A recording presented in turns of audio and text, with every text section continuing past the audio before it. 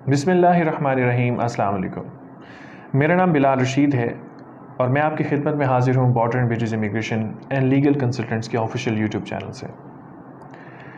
ये वीडियो बनाने का मकसद ऑस्ट्रेलियन वीज़ा एप्लीकेशंस, ख़ास तौर पे स्टडी वीज़ा एप्लीकेशंस के बढ़ते हुए रिजेक्शंस रेशो के बारे में डिस्कस करना है और उन फैक्टर्स की निशानदही करना है जो कि इन रिजेक्शंस का बाइस बनती हैं।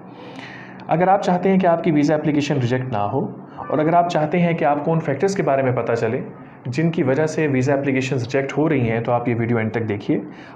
पॉइंट नंबर 1, आपने हमेशा कंप्लीट डॉक्यूमेंट्स अपलोड करने हैं। मिसाल के तौर पे आइडेंटिफिकेशन वाले पोर्शन में आप ना सिर्फ पासपोर्ट अपलोड करेंगे बल्कि अपना आईडी कार्ड और अपनी पिक्चर वगैरह भी अपलोड कीजिए। पॉइंट नंबर 2, एजुकेशनल वाले सेक्शन में आपने तमाम एजुकेशनल डॉक्यूमेंट्स अपलोड करने हैं। मिसाल के तौर पे ना सिर्फ आपने डिग्रीज अपलोड करनी है बल्कि आपने ट्रांसक्रिप्ट्स भी अपलोड करनी है और इससे रिलेटेड जो भी सर्टिफिकेशंस हैं जो आपने अपनी एसओपी के अंदर डिस्कस की हुई हैं वो भी अपलोड कीजिएगा। इससे आपकी प्रोफाइल में मज़ीद वज़न आता है। मेक इट श्योर कि वो प्रॉपरली स्कैंड हो। बहुत सारे बच्चे पिक्चर्स लेकर उसको कैम स्कैनर से कन्वर्ट करते हैं पीडीएफ में और उसको अपलोड करते हैं और इस बात का ध्यान नहीं रखते हैं कि उसकी विजिबिलिटी प्रॉपर नहीं है। देखें, ये उन वजूहात में से एक वजह है कि जिसकी वजह से आपका वीज़ा एप्लीकेशन डिले का शिकार होती है। तो मेरी रिकमेंडेशन ये है स्टूडेंट्स को कि वो प्रॉपरली स्कैन डॉक्यूमेंट्स अपलोड करें और ना सिर्फ डिग्रीज़ को अपलोड करें बल्कि ट्रांसक्रिप्ट्स और रिकमेंडेशन लेटर्स अगर वो अपलोड कर रहे हैं वो भी प्रॉपरली स्कैंड हो, साइंड हो और उसके ऊपर एड्रेस मेंशन हो और जिस पर्सन ने उसको साइन किया है उसका नाम मुकम्मल वहाँ पे दर्ज होना चाहिए। नंबर 3, मैं फाइनेंसिस की तरफ आऊँगा। वैसे तो फाइनेंसिस के ऊपर मैं सेपरेटली एक वीडियो जो है इसी चैनल पे बनाऊँगा, आप वो ज़रूर देखिएगा। लेकिन अभी जो मैं मुख्तसरन इसमें डिस्कशन करना चाहूँगा वो है आपके फाइनेंशियल्स को लेकर जो बहुत सारी एम्बिग्विटीज़ हैं बच्चों को उस हवाले से। पॉइंट नंबर 1 जो आपने ज़हन में रखना है वो ये है कि आपकी बैंक स्टेटमेंट ना सिर्फ आपके लिविंग एक्सपेंडिचर्स को जो है वो पूरा कर रही हो बल्कि आपकी रिमेनिंग फ़ीस जो है पहले साल की वो भी आपकी उसके अंदर शो हो रही हो। आज की डेट में अगर आप लेटर सपोज अप्लाई करते हैं तो वो $21,000 आपकी लिविंग एक्सपेंडिचर की मद में आपने जो है शो करना है और अगर आपकी $15,000 रिमेनिंग फ़ीस है तो वो आपने इसमें प्लस कर लेने हैं। ये आपने मेंटेन रखना है थ्रू आउट जब तक आपके वीज़ा की डिसीजन नहीं आता। ये जो फंड्स हैं, अगर आप मिसाल के तौर पे कुछ बच्चे पिछले 6 मंथ्स की स्टेटमेंट्स जो हैं वो वीज़ा ऑफिसर को प्रोवाइड कर रहे होते हैं लेकिन इस बात को वो मरोज़े खातिर नहीं रखते कि आपकी प्रीवियस मंथ्स के अंदर इतनी बड़ी ट्रांजैक्शंस नहीं आ रही। अक्सर मैं बच्चे देखता हूँ कि वो मेरे पास बैंक स्टेटमेंट्स लेकर आते हैं और उसमें प्रीवियस मंथ्स में 5 लाख 6 लाख जो है शो हो रहा है और एकदम 35 लाख से 37 लाख 38 लाख की ट्रांजैक्शंस वगैरह क्रेडिट हो रही हैं। तो आपने इस बात का ध्यान रखना है कि आपने इसका एविडेंस प्रोवाइड करना है। वैसे तो आपकी जीटीई के वक्त ये तमाम चीज़ें आपसे यूनिवर्सिटी या आपका कॉलेज ले लेगा, लेकिन आपने इस बात का ध्यान रखना है कि आपने अपलोड करते वक्त सोर्स ऑफ फंड्स भी उसको देने हैं। इसके अलावा मैं यहाँ पे एक बात पे रोशनी डालना चाहूँगा कि कुछ बच्चे बैंक स्टेटमेंट्स तो अपलोड कर देते हैं लेकिन उनकी एनुअल आमदनी की रिक्वायरमेंट को सेटिस्फाई नहीं करते हैं। रिकमेंड करूँगा, पाकिस्तान के अंदर जो आपको पता है मौजूदा इकॉनमी की सूरत हाल है और जो एक्सचेंज रेट डिफरेंस है वो स्टेबल नहीं है, तो कम से कम $65,000 से अबव ही रहें। कोशिश करें कि $70,000 उनको दें। अगर आप ख़ुद सिंगल एप्लीकेंट जो है अप्लाई कर रहे हैं और विद फैमिली अप्लाई आप नहीं कर रहे हैं तो तकरीबन $70,000 आपने उनको प्रोवाइड करने हैं एनुअल ऑनगोइंग इनकम की मद में।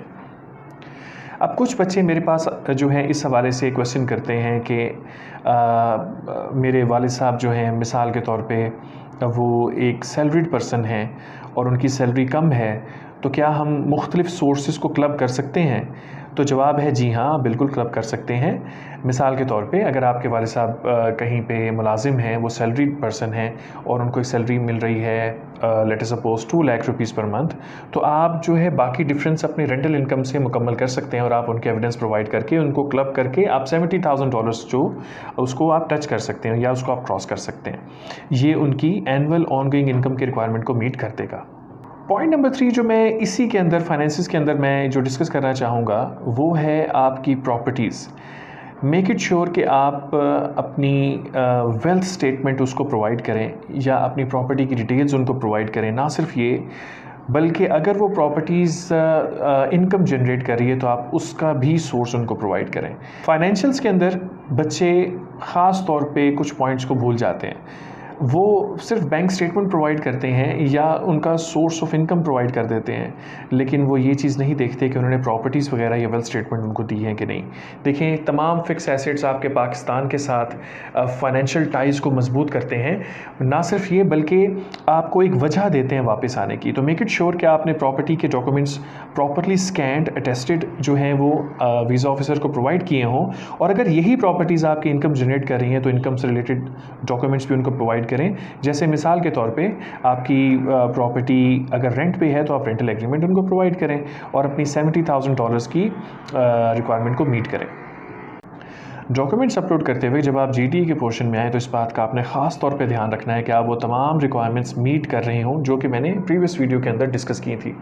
ख़ास तौर पे रिलेटेड टू एक्सपीरियंस लेटर्स कि वो कैसे होने चाहिए और किस तरह से आपने उसको इंफॉर्मेशन प्रोवाइड करनी है ताकि आपके ऊपर मिनिमम बर्डन आए इंटरव्यू का।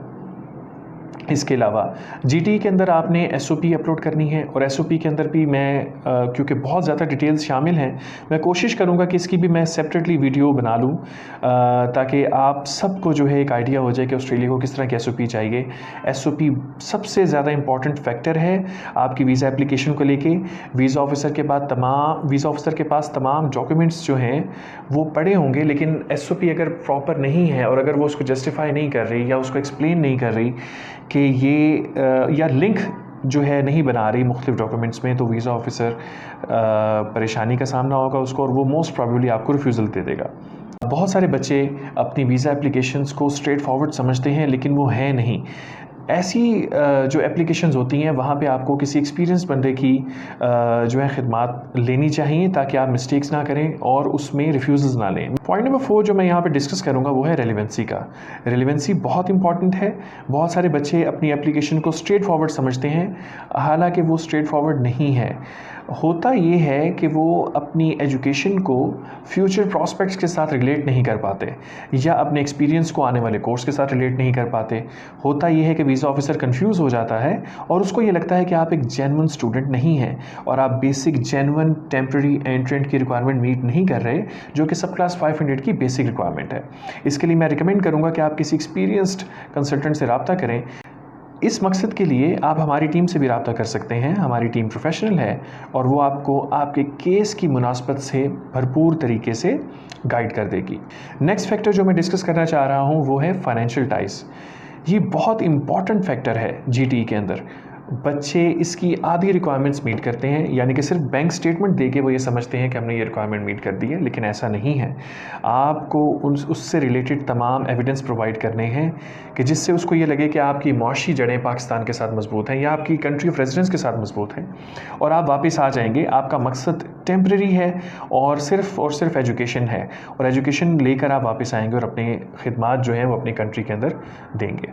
तो इस हवाले से आपने ये जहन नशीन कर लेना है कि बैंक स्टेटमेंट काफ़ी नहीं है, बल्कि उससे रिलेटेड तमाम एविडेंस आपने देने हैं कि आप फाइनेंशियली पाकिस्तान के अंदर स्ट्रॉन्ग हैं, स्टेबल हैं और आने वाले वक्तों में भी आप अपनी फीसेस और अपनी एजुकेशन का बोझ उठा सकते हैं। नेक्स्ट फैक्टर जो मैं डिस्कस करूंगा वो है social ties with in your home country. अगर आप मैरिड हैं तो आप अपनी एमआरसी उनको प्रोवाइड करें, एफआरसी दें जो कि आपकी बीवी और बच्चों के साथ होगी या आपकी डिपेंडेंट्स के साथ होगी, वो आप उनको प्रोवाइड करें, क्योंकि ये एक ऐसा एविडेंस है जिससे उसको लगता है कि आप वापस आ जाएंगे, क्योंकि आप अपनी फैमिली को छोड़ के वहाँ पे रिहाइश पजीर नहीं होंगे और आपका मकसद सिर्फ पढ़ाई है।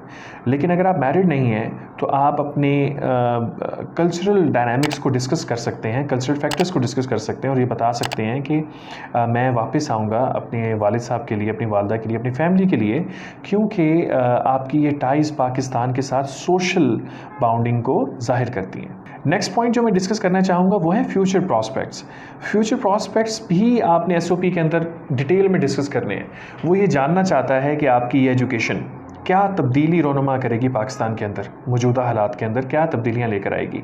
अगर आप अभी फ़िल वक्त मिसाल के तौर पे 70,000 रुपये पाकिस्तानी कमा रहे हैं, तो ये एजुकेशन मुकम्मल करने के बाद क्या इसमें चेंजेस आने वाली हैं, क्या आया ये उन फैक्टर्स को, उन इकोनॉमिकल फैक्टर्स को सेटिस्फाई हो रहा है कि, यानी कि आपने जो यहाँ से एक्सपेंसेस कर रहे हैं, वहाँ जाके एजुकेशन मुकम्मल कर रहे हैं, क्या ये सेट ऑफ हो रही हैं कि नहीं। कहीं ऐसा तो नहीं कि 70,000 आप यहाँ पे कमा रहे हैं लेकिन वापस आके आप 90,000 कमाएंगे। तो अगर आप इस तरह से उनको प्रोवाइड करेंगे तो आपको ये क्लेम आपका सेटिस्फाई नहीं होता, और वो सेटिस्फाई नहीं होगा कि आपका मकसद सिर्फ पढ़ाई था।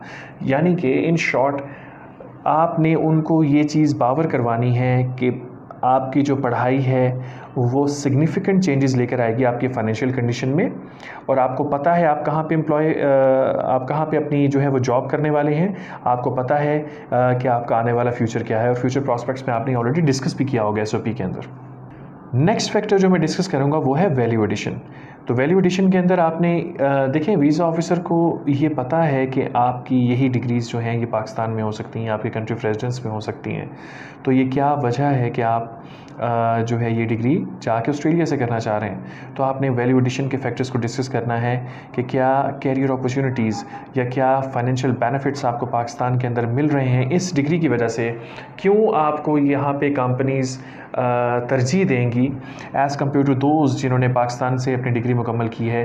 ये तमाम चीज़ें आपने वैल्यू एडिशन में डिस्कस करनी है और उनको ये साबित करना है कि आपके इस डिग्री करने की वजह से सिग्निफिकेंट चेंजेस आ रही हैं आपके फाइनेंसेस को लेकर। दूसरा फैक्टर जो मैं यहाँ पे ऐड करना चाहूँगा वो बच्चों का नॉन सीरियस एटीट्यूड है। कुछ बच्चे अपनी एसओपी को लेके बहुत नॉन सीरियस होते हैं।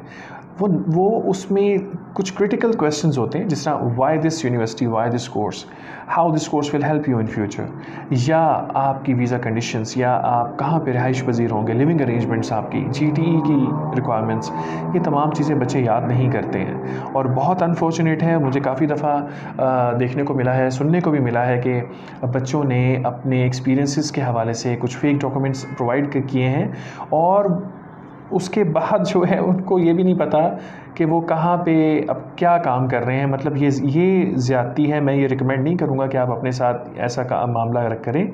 आप कोशिश कीजिए कि आपको आपके केस के बारे में तमाम इन्फॉर्मेशन हो। आप कोशिश कीजिए कि ये ज़ुबानी याद हो, ताकि अगर आपका इंटरव्यू होता है तो आप उसको सेटिस्फाई कर सकें। इसी बात को मैं आगे बढ़ाते हुए जो नेक्स्ट फैक्टर डिस्कस करूंगा वो इंटरव्यू की प्रिपरेशन है। इंटरव्यू की प्रिपरेशन आपकी स्टार्ट होती है आपके अपने इंट्रोडक्शन से। आपने अपनी एसओपी को from page number 1 till last page अच्छी तरह से पढ़ना है, और कोशिश करना है कि आपने studyinaustralia.gov.au को तफसीलन पढ़ा हुआ हो, और आपको आगाही हो इस चीज़ को लेकर कि आपने क्या क्या चीज़ें और कौन से फैक्टर्स इसमें डिस्कस करने हैं और कौन से फैक्टर्स आपने डिस्कस नहीं करने। तो आपने कोशिश ये करनी है कि आपने तमाम मेन पॉइंट्स जो हैं अपने याद करने हैं, उसको याद रखना है।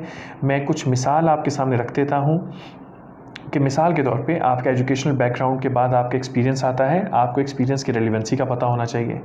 उसके बाद आपको ये कोर्स आपने क्यों सेलेक्ट किया इसके बारे में पता होना चाहिए। वाई दिस यूनिवर्सिटी, आपको यूनिवर्सिटी सेलेक्ट करने के जो फैक्टर्स आपने सामने रखे थे वो क्या क्या थे वो आपको पता होने चाहिए। इस यूनिवर्सिटी में या इस इदारे में आपको क्या चीज़ डिफरेंस लग रही है बाकियों से, आपको वो पता होना चाहिए। आपको एड्रेस पता होना चाहिए यूनिवर्सिटी का।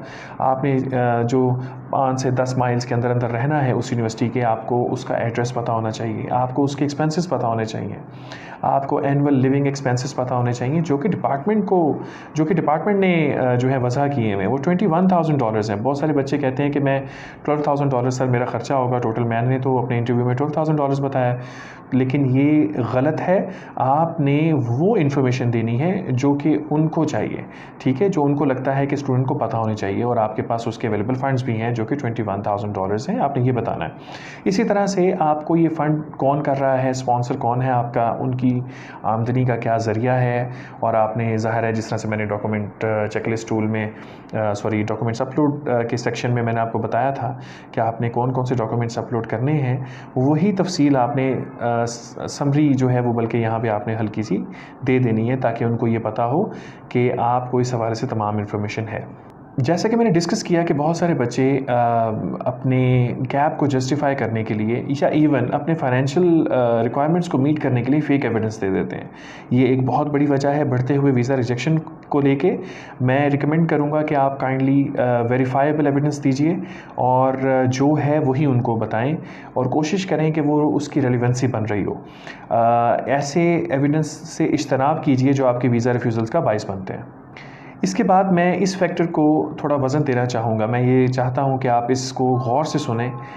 आजकल ख़ास तौर पे क्योंकि ये एट जून 2022 ये वीडियो रिकॉर्ड हो रही है, मैं ये चाहता हूँ कि आपको पता हो कि आजकल वीज़ा ऑफिसर बहुत ज़्यादा वेरिफिकेशन करता है आपके एक्सपीरियंसेस को लेके, क्योंकि ज़ाहिर है उनको ये लगता है कि आपके एक्सपीरियंसेस फ़ेक हैं। आप काइंडली एक तो फ़ेक एक्सपीरियंस उनको प्रोवाइड मत कीजिए और कोशिश कीजिए कि आप उनको complete set of evidence provide करें अपने एम्प्लॉयमेंट वेरिफिकेशन को लेके। इसके लिए मैंने आपको पिछली वीडियो में एक डिटेल जो है बताई थी कि वो आपने कैसे करना है।